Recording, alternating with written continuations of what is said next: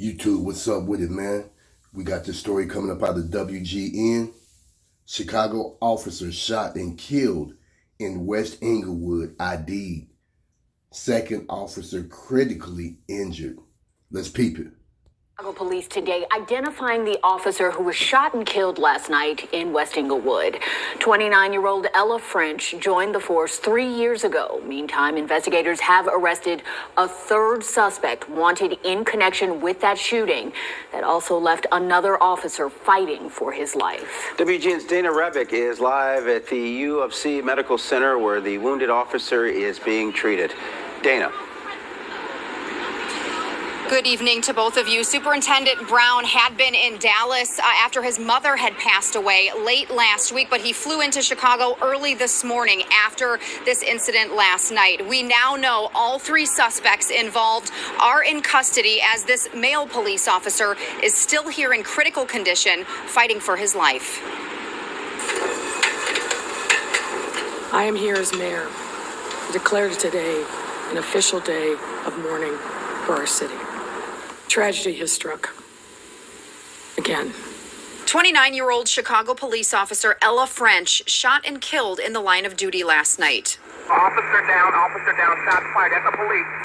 Officer French and her two partners were conducting a traffic stop just after 9 p.m. at West 63rd and South Bell in West Englewood on a vehicle with two men and one woman inside.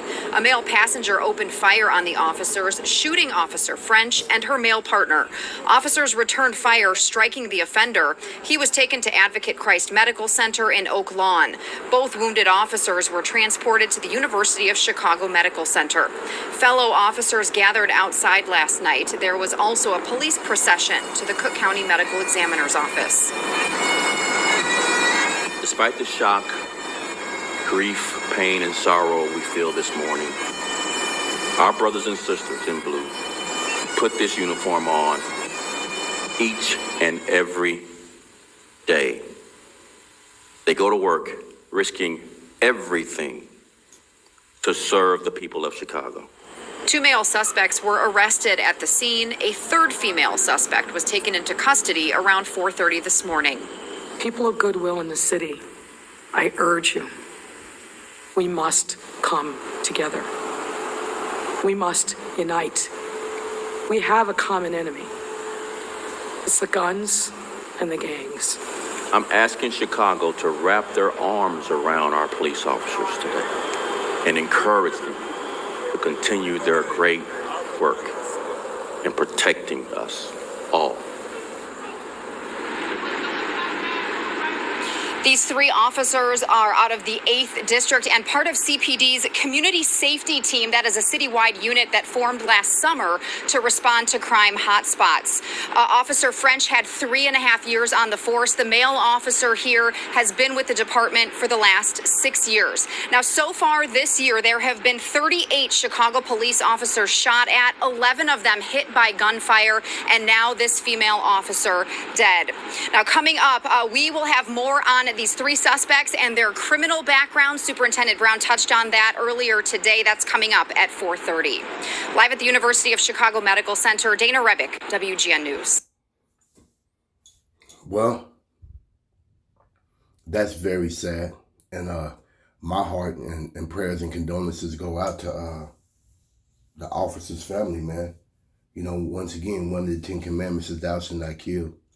And I really don't understand what could be so serious to where you want to shoot at the cops when you get pulled over. I done been pulled over a few times, and I can honestly say shooting at the police never crossed my mind. Never, ever, nor would it. Because there's just no reason for that, man. If you were speeding or you didn't have your seatbelt on, hey, take your ticket. Take your ticket, man, and go on about the day. Because I know sometimes we all be frustrated at cops for pulling us over. Sometimes, you know, in the right and sometimes in the wrong. And I know sometimes we didn't have negative experiences. But what we have to realize is cops, man, they really do deal with the bottom of the barrel every day. They deal with the rapists, They deal with the murderers. They deal with the child molesters. They deal with the wife beaters. You know, they deal with the bank robbers. They deal with the drug dealers. You know what I'm saying? I mean, it's a whole range of just, you know, the scum of the earth that they deal with. You know what I mean? And you know, we have to remember that. I said this before, and I'm mad after this, but one of my houses got broken in before, and I called the police, and they came. You know what I'm saying? They took fingerprints, and they caught the person. They caught him. You know?